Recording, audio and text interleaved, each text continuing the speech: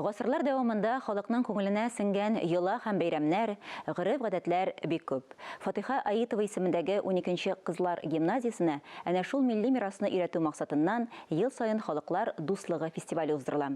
Дуслык бәйрәменнән Мөршидә Җихан репортажы.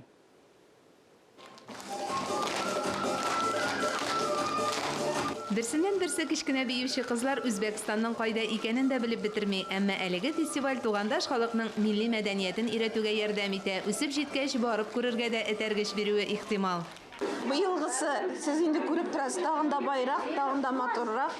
Безнең инде укытучыларыбыз гына түгел, укучыларыбыз гына түгел, әтиәннәр булышлыгы белән үткәрелә.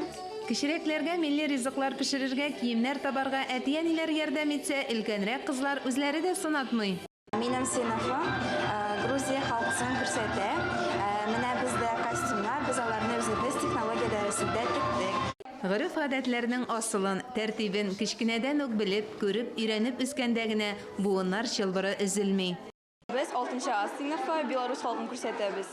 Менә мин аларның милли күлмәген кидем һәм аларның милли ашамлыклары күрсәтәбез.